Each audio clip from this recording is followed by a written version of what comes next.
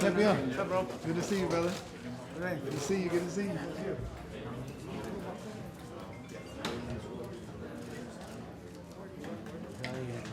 You got 4 weeks?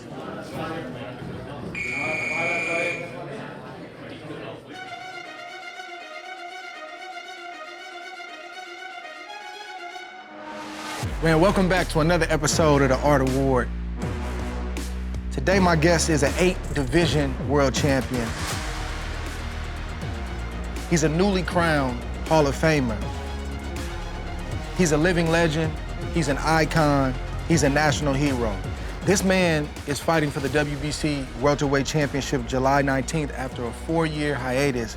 I want to welcome to the show Manny "PacMan" Pacquiao. Hello, Andre. Brother, it's an honor and a privilege to be here with you, man. Thank you for opening up the gym. This is my first time at Wildcard Gym.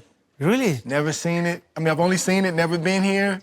And you guys are downstairs now, so you probably will hear speed bags, you'll hear the heavy bags being hit. That's okay, that just means we're in the element. It's fight time. Man, you 46.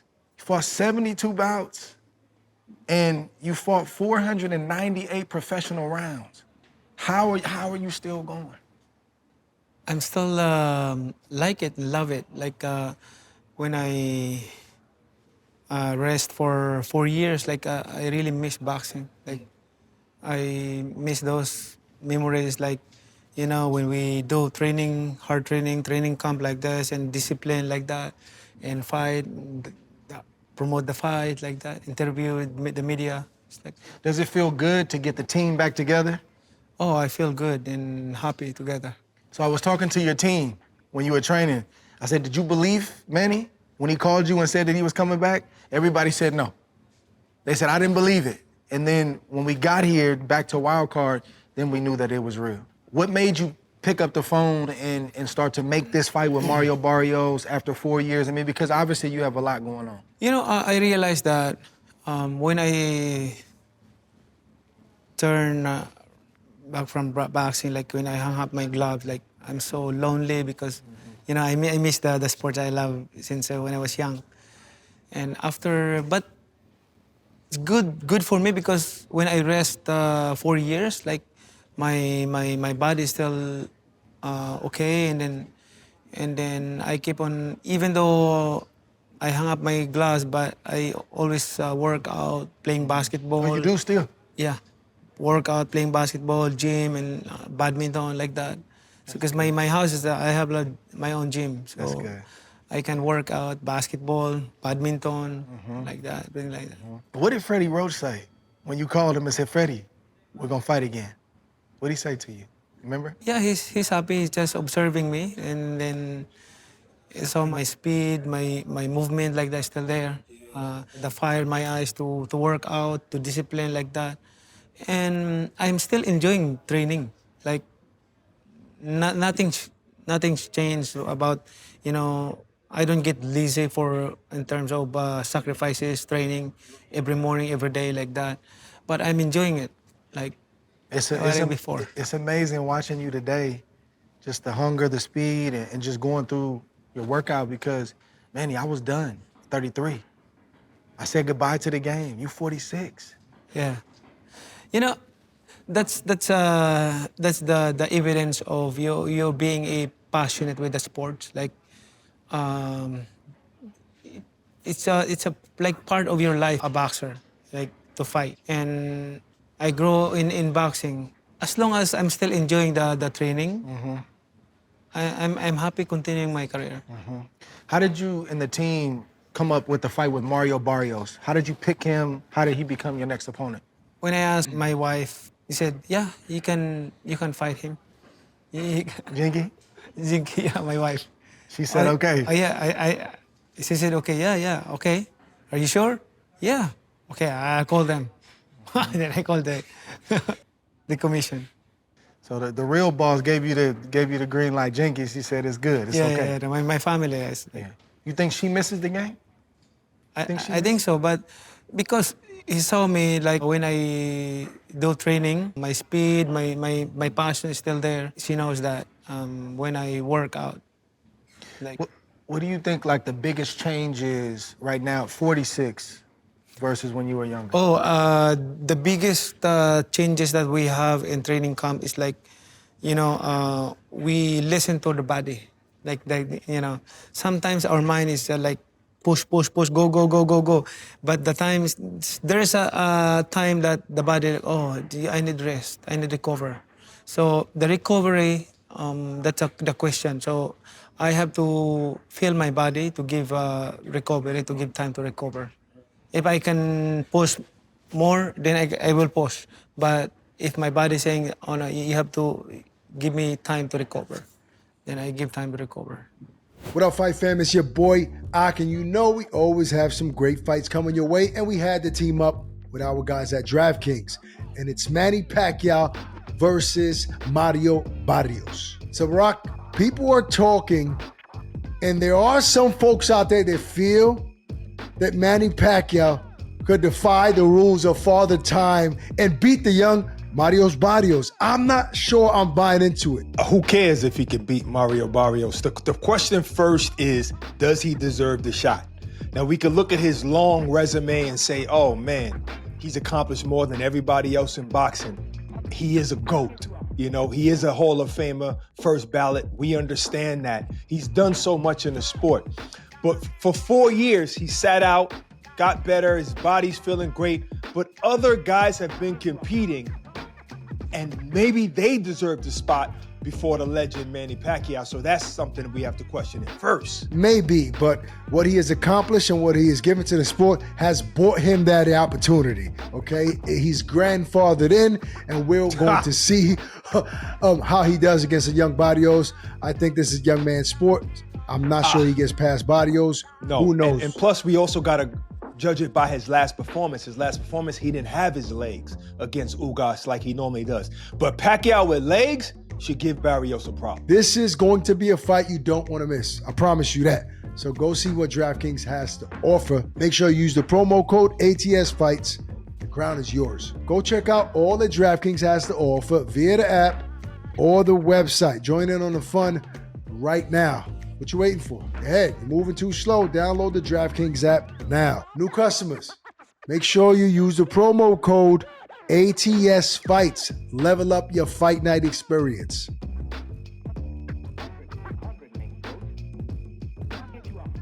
I want to take it back a little bit, because your story is like very inspiring for a lot of people, because there's poverty all over the world.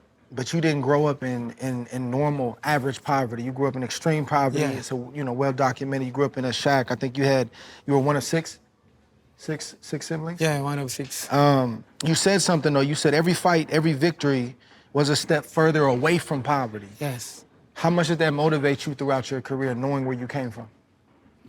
All my fights, all my trainings has motivated me. It's given me motivation to overcome and win the fight, because where we come from, that's my inspiration. Yeah. And good thing for me, because when I became a champion, when I became known as a boxer, I earned, of course, financial aspect, like,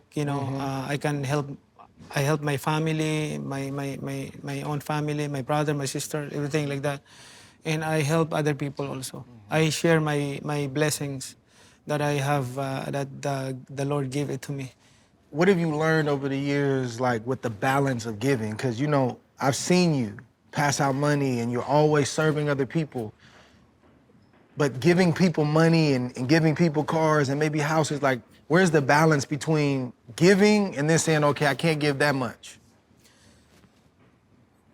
I always believe that when you give, you will receive.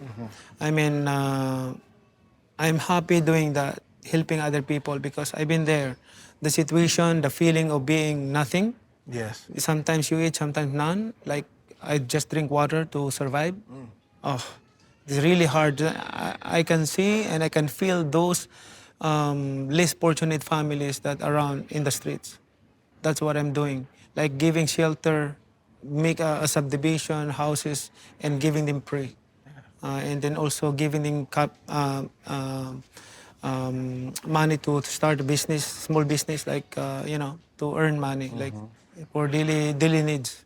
Do you think most people appreciate when you give them things, or it doesn't matter? You just do your part? I'm doing that not to please people. I'm not trying to please people, but I'm trying to please God. That's right. Because at the end of the day, you are just passing by. We came to this world naked, and we will depart naked alone. So we must remember that, because even you're the richest man in the world, or you're a most popular person in the world, but when you die, you take nothing. You can't take nothing. Can't take nothing. But the only thing that we can live in this world is the legacy that you made. For example, I'm just giving an example. Okay, 50 years, 100 years from now, Manny Pacquiao is not existing in this world anymore. 100 years from now, that's pretty sure. Okay? But those legacies, that the subdivision, the housing that I'm giving to the less fortunate families, to the people, they will not forget me. They will still remember the Manny Pacquiao. And that's the inspiration to the next generation. And at the end of the day, I want to hear from the Lord to say to me, well done, good and faithful servant, come enter to my paradise. That's right. You know? That's right. Because that's what I want to hear from the Lord. That's right. Man, that's powerful, man. And I think that's a huge reason why you have been so blessed, because you are a giver. And when you do that, to your point, God always makes sure you have what you need. Yeah. If you take care of his business, he'll take care of yours. Yes, that's right. I remember the story about you being 12 years old, and doing the street fighting in General Santos City for low money, just a few pesos. Like, what do you remember from that time? That, I was remember that time, like when I was almost 12 years old that time, and there is a boxing match every Sunday in the streets? No, in the park, which is a program of the government. So Sunday boxing. So when I heard that there is a prize money, so there's a prize money. So the prize money, you know how much the prize money? Like when you lost, $1, and when you win, like $2. Also, so that's the prize money. So, like 12 years old, participating in the event, like, okay, we will do, what we're gonna do? What we gonna do? Like, they put the gloves, like, I don't know what is boxing at all. Like, I don't have an idea. Just, they said, no kicking, but just throwing punches like that, just throwing punches like that.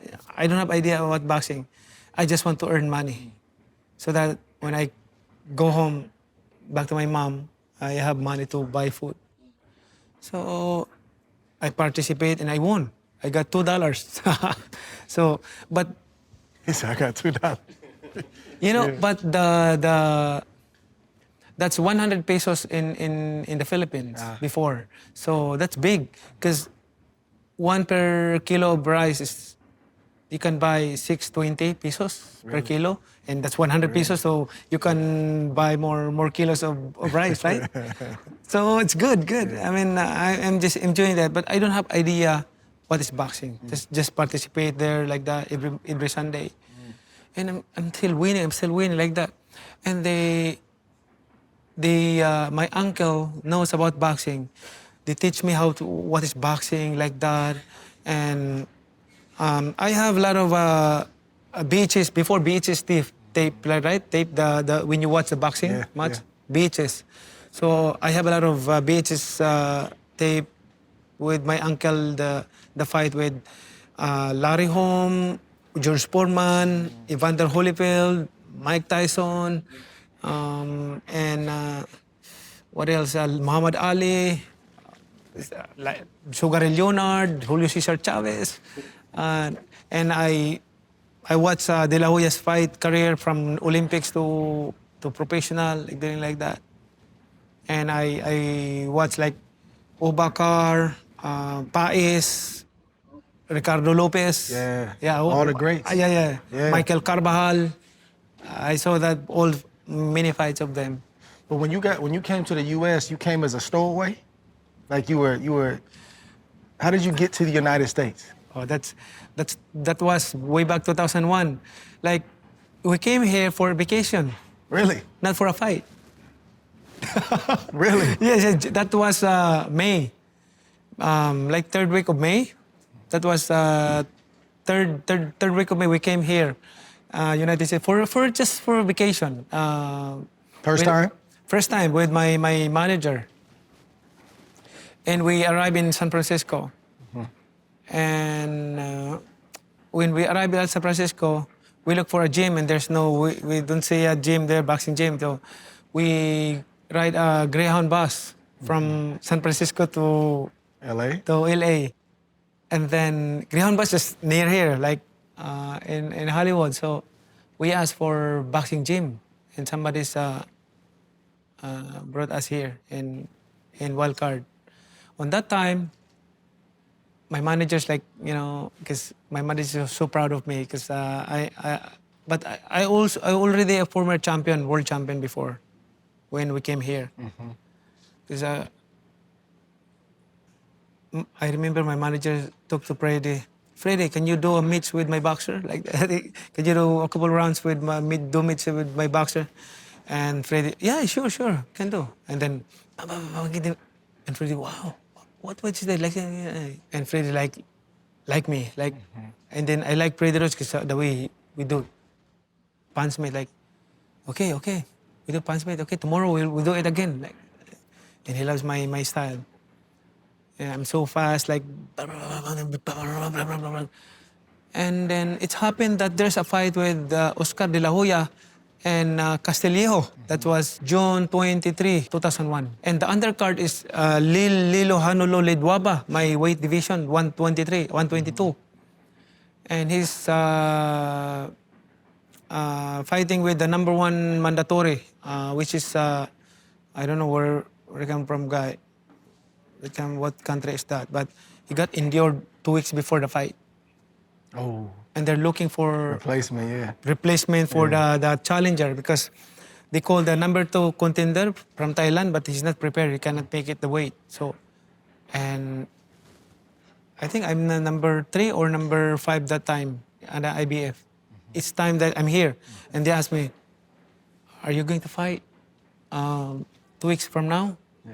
Just 2 weeks notice. Are you ready for that? Okay, yeah. I will fight. 2 weeks notice. I will fight.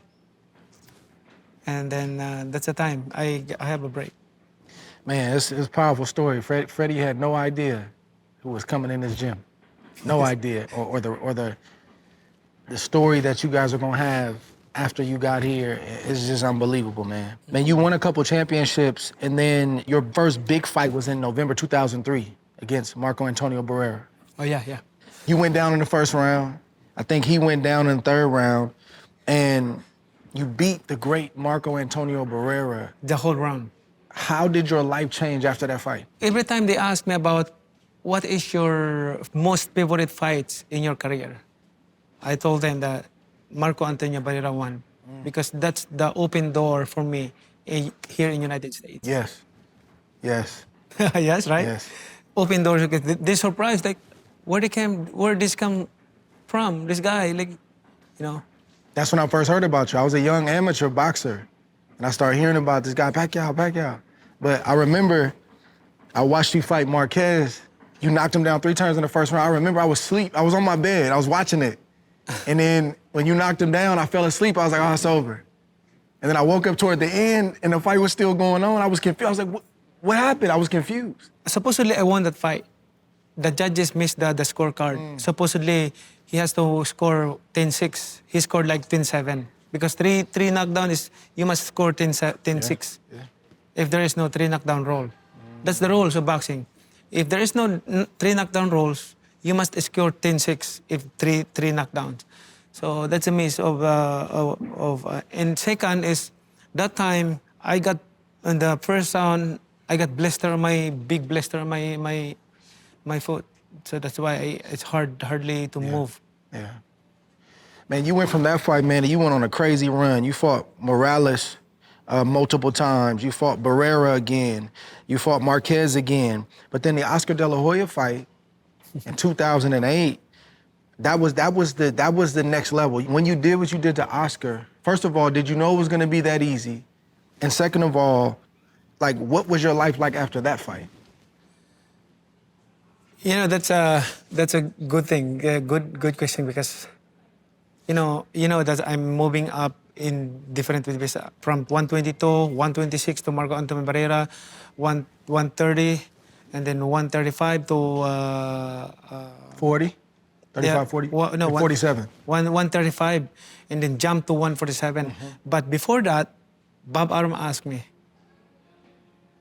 because I just finished my fight with David Diaz, 135, Yeah, I right? remember that. David Diaz, and he asked me, because somebody's putting my picture into De La Hoya's fight, De La Hoya, you know? Then there's a rumor like, oh, maybe this guy, like, can be a good fight. And Bob Arum, he could, are you willing? Are you interested to fight Oscar De La Hoya? And then I told Bob, let me think about it. Just give me a couple days, and I will answer you. Okay. Then I watched his De La Hoya's fight, and I watched his fight. I watched his style, like, you know, and then I study. I just study my style and his style. I study it, and then what am I gonna do to beat him? Like, exactly. And after 3 days, 3 or 4 days, I called Bob. Bob, okay, I can fight him. Really? Yes, I can fight him. Because I know what I'm gonna do. So during that time, when the fight's on, 4 weeks before the fight, like 4 months, like during that time, like from the beginning of our training day, all my movements, punches, everything like that, I study that every day. I don't throw punches that not usable to my opponent. Right. All punches that can be And land against him. against him, like, I use it. And then the footwork like that, I study perfection, like that. When he jab, bang, and then when he jab, like a lot of kind of moving around, like. Manny, that took you to another level, though. After you beat him, Oscar being as big as he was, and then the way you did it. Yeah. I was underweight on that fight. By Just how weighing much? 143, like. And that was for 47? 143, 142, yeah. What was the fight contracted at? 147. 47, right? Yeah. Were you shocked at how I mean, no fight is easy, but at home looking at it, it was easier than we thought it was going to be. Were you shocked about that after it was over? No, the result of the fight, we really expected that. Okay. Because we find a guy like De La Hoya style, like our sparring. Our sparring, like, really? we find like, and then for 4 months, like, I studying like perfectly, accurately, I delivered. That's why I'm very confident to win the fight. But after this fight, Manny, like how are you dealing with being Manny Pacquiao? You're a global star. You are a national hero. That's the time that I became #1 pound per pound in the world. Yeah. But how are you dealing with it as a personally, like being that big? How are you dealing with that at that time? I never, like, the fans, the world, all comers, like everything like that. I mean, recognition everywhere like that, even in the Philippines, because most of the people in the Philippines don't believe that I'm gonna win the fight, because even in our Congress, some congressman filed a resolution to stop the fight because it might get hurt me. Really? Yeah. They were afraid for you. They said that they said that stop the fight because they might get hurt. Me. They had no idea. Yeah. It's They didn't just know. like that. It's like that. So after the fight, like the people, like boom, like that, and then that time, like this is. But I still, thinking to God for everything, like all that accomplishment is from God. But man, your life wasn't the same, man. It wasn't the same. Like, you can't go anywhere, whether you're in the Philippines or in America now. You got people lined up outside the gym. You can't even train in peace. So how did you deal with that? Like, you had to notice it, but like, how did it affect your family, affect you? There is a saying that you understand how to balance it. Like, with great power comes great responsibility. So you became a popular person, you become famous. So that's your responsibility. The fans supported you, the people supported you. So it's your obligation to give them time, to say hi, hello to them, and just that's our responsibility. And I don't want to be boastful, arrogant. I want to stay humble because Manny Pacquiao has nothing to do with, I have no right to become boastful or arrogant because I came from nothing. I'm part of those people sleeping in the street. I love them. I love them all, I hope that one day they will experience a life like what I experienced, I'm gonna get away from the boxing for just a second, man. You love basketball. You play basketball, you watch basketball. Where did your love for basketball come from? Before boxing, basketball is basketball. I play in our place because our house, the small house, like very small house, and when you just 20 meters is basketball court. Just 20 meters basketball court. Beside the basketball court. So, as young, like shooting the ball, like everything like the basketball, we play basketball. What kind of game do you have? What kind of basketball game do you have? 5-on-5, like, No, I mean, you a shooter? You like to drive? Do you foul a lot? I'm shooter. Do you foul? Huh? Do you foul people? The hack, do you foul? Sometimes. Do you call it a foul? Because some guys foul. They say, no, it's not a foul. I foul a lot. I get a little physical. Yeah? A little bit. Me and Terrence Crawford, we played, and he's worse than me, though. He's worse. He fouls a lot. Really? He be cheating, yeah. He don't want to admit it. He don't want to. He be cheating. he cheats a lot, but that's another story for that. But do you foul people when you play basketball? Sometimes? Sometimes, if needed. If needed. Needed, yeah. But you... Because I play professional in the Philippines. I know. But you say you're a shooter? Yeah, I too. Come on now.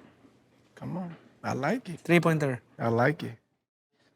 What about your karaoke, man? Tell me about the karaoke. You love to do karaoke. I used to sing before. Yeah, I used to sing before. My first album in the Philippines is platinum. You still like to sing? No, before. No. Now I love to sing, but praises and worship. Yeah. Tell me about your wife, Jinkee, man. You've been with her your whole career. What has she meant to you, and how have you guys stayed together through all of the craziness that you've experienced? We've been married with Jinkee more than 25 years. So turning 26 years, both 19 years old when we get married. Yeah. It's like we came from, before that time I just became a champion. I was because before I turned to 19, I became a world champion. So I was 18 years old. How rare is that, though, for somebody to stay with a fighter that long, and then even after the career? Because sometimes fighters retire, or basketball players retire, and then they're no longer married. They get a divorce. You guys have stayed strong. What's the secret? Because I know how to value the family. I preach also. I share the gospel. Yeah. Yeah, I preach, and my passion is marriage counseling. Really? Yes. Really? Yes, Okay. marriage counseling. Okay. That's my conviction. That's my passion. Yeah. I don't want a family separated. Like, I'm sad if there's a family separated. It's tough on the That was- kids. yeah, It's yeah, tough yeah, on yeah. everybody. No, that's the design of God. Like, the devil is trying to destroy all the family. No. Man, there's a video that's out of your wife. I think it was after the Ugas fight, where she's feeding you. Yeah. And it looks like your eyes are closed after the fight. And some people were concerned about that, but is that normal for your wife to do, is just to help you after battle? Like that? Like after the Ugas fight, I think she was feeding you porridge or something. I don't know what it Yeah, was. it's feed me because But people were like really concerned about that. Is that normal for her to do after a big fight? my wife is she's very taking care of me. Yeah. Like she's most outstanding wife in the world for me. That's right. Yes. I love it. I tell people all the time that, after some of my big fights, barely getting out the bed the next day, 2 days after, like she's the only one there, and my kids. Yeah. There's no cameras, That's right. it's just her. Babe, do you need something? Only the wife Yes. and the family can help you. Yes, yes. I want to get back to the fighting for a little bit. I got a few more, I'm gonna let you go. And I only bring this up because I wanna see if you can speak to the young fighters who have dealt with this. In 2012, you had the Marquez knockout, right? And again, you're a global superstar having to deal with something like that. Like, how did you recover from that personally as a fighter? Because some people never come back from that. But you got up, you said, I made the mistake, I was careless, and you continued on with your career. How did you do that? When you are in boxing, in your career as a boxer, expect that not all the time you you win. Like there's a time that you lost, so you must accept it and learn from it. What I did is like, okay, I lost it, but I want to learn what my mistake, what I did wrong. During training, preparation, in the fight, everything like that, how I study my style, the style of my opponent. That's how I became 8 different weight division champion. Yeah. It's because I'm still, I mix boxing into science. There's I have a principle like the secret arts of boxing. That's why I mix it. Did you ever doubt yourself when you first came back after that knockout to say, man, do I still have it? Can I still take a punch? No, I never doubt myself, because it's my condition, my my mind is still there. Like nothing's changed. Nothing changed. It's just happened that way. You cannot avoid the circumstances. Man, in 2015, you said that God spoke to you. You had an experience. I don't know if it was a dream. You said that God spoke to you and it like changed everything. I started hearing you talk more about Jesus. I started. Oh, yeah. You were like, you always talked about God, but something changed. What happened in 2015? I told them that I'm gonna be lying if I don't tell you this. I did billions of population in the world, but I'm one that blessed by God because I hear the voice of God. That's a reality. Like I hear the voice of God, and He showed me about hell, about heaven, paradise is beautiful. So there is no reason for me to turning back from the God. Like doing what I did right now in my life, like dedicating to Him all my my strength, my knowledge, everything like that, to glorify Him. That's my doing. Like, I want to please God, not the people. Like doing something, be compassionate, be merciful. Do not put grievances against someone. Do not be hatred. Everything like that. I seen a change in you after that. Yeah. Like how I wish that all people will experience what I had experienced. Like, you know, if you experience like that, what I had experienced, like, believe me, like, oh, there's no, way that you cannot obey. You cannot, What gives you the boldness and I say the boldness to speak about Jesus? Some people don't want to hear about it. Some people, I'll shut up. Nobody wants to hear that. You have the stature you have the popularity you have, and you use that platform to share his name, to preach. What gives you that boldness to do that? because that's his promise that he will come back, and he will appear a second time to take those who are waiting for him. Like, that's his promise. He will appear a second time, not to bear sin, but to bring salvation to those who are waiting for him. So that's my, and one day, because we have to understand that we're just passing by. We're not forever here in this world. So make sure that after our lives here in this world, that's the beginning of eternity. Either eternal suffering or eternal happiness. Because God showed me that the hell, what is hell? What is heaven? So how I wish that people will see what I see. What I saw, that God showed it to me. There's no reason that you can turn away from God. Like, there's no reason. You have, until now, every time I'm doing something like that, I'm always thinking about, like, the hell that He showed it to me. Like, in agony forever. Like, all the people who died, like, just go to hell. Like, they're in agony. Wow, That's forever. that's forever. I saw that. What I'm gonna do? Like, I cannot. There's no reason that the Lord needs to prove it to me. Yeah. Was that like a dream or like a vision? I was crying, and then like a dream, but when I wake up, like, I'm just crying. Like, my pillow is with my. Yeah. Man, also in 2015, we finally got the fight that everybody wanted with Floyd Mayweather. What happened in that training camp with your shoulder going into that fight? Man, supposedly, like, I'm just wondering 2 weeks before the fight, like, if I'm going to postpone it or not, because I'm so bothered with my shoulder. But the thing is, I'm worried about the fans, because the ticket is sold out. The fan is already there in Las Vegas waiting for the fight. Like, the whole world is very excited for that fight.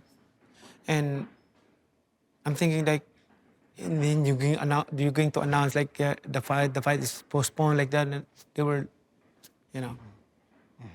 dismayed, like, I mean. Tell me about that fight a little bit. Just being in there with Floyd being in there with you. Like, what was the experience like being there in the ring fighting him finally? It's good, but despite all those things, but then after the fight, right after the fight, I went to the hospital and got operated with my Yeah, you got an operation, yeah. Yeah. I remember you posted a picture or a video. Yeah. It really hurt. Yeah. After the operation, Yeah. after I've one had day, it. I've had it. I've had a shoulder surgery. The rehab is terrible too. Oh. The rehabilitation. like, how many months? Like, it's really hard. Was he better or worse than you thought he was? Who? Floyd Mayweather, when you fought him. Were you like, this is what I thought, or was it better or worse? No, that's his style. Like, I knew it. But the thing is, I'm expecting that I won the fight, because he didn't throw a lot of punches. I throw a lot of punches. And I reviewed the comfy box, like, slow motion from first round to 12 rounds. I slow motion it, like, how many punches get connected, and how many punches of him he connected. I won like two rounds from him. But I understand that's boxing.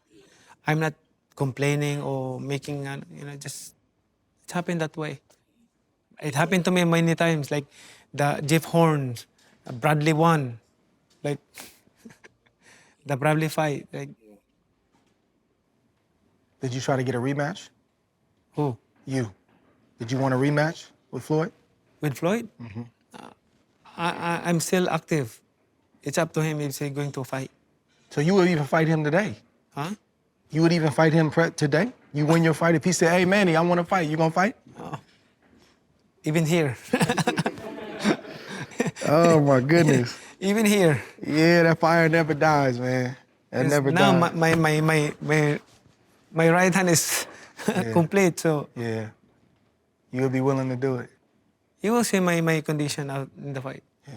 You see Terrence Crawford now, just moved up to 154. Then he's moving up again 2 weight classes against Canelo Alvarez. What do you think about that fight?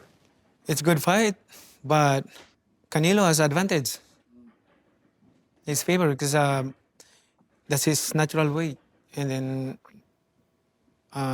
Crawford moving up.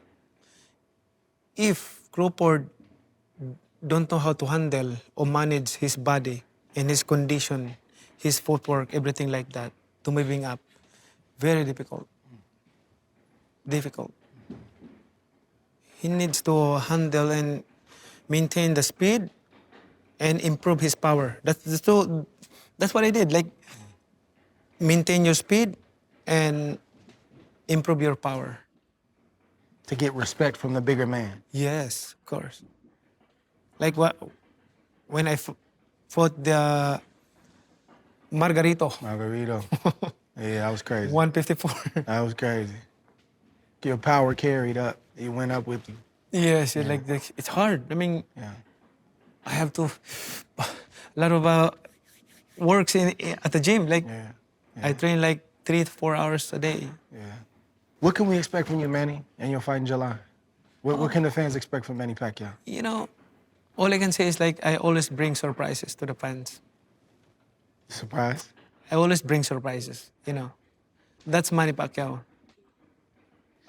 Man, your son, Emmanuel, is on the undercard. You nervous? You feeling excited? How you feel about that? Oh, actually, yeah, I feel nervous to his fight than my fight. But you excited for him too? I'm excited because you know, I am blessed because I cannot imagine that in my career That's crazy. Yeah. I can see my son fighting. Unbelievable. Right? Unbelievable. I mean, I heard he's been here training even when you were back in the Philippines. Yeah. He stayed in LA. Yeah, He's been training. studying. Yeah, that's good. Last question. Manny, what brings you happiness and joy at this stage in your life? Bring me happiness, joy. The Lord, my relation to God.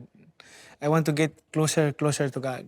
Like I'm reading the Bible, pray continually, and memorizing scriptures, sharing to others how God loves us. And all of us, the Lord wants us to be united and caring, sharing to others. Those who are hunger, we should feed them. Those who are thirsty, we should give them something to drink.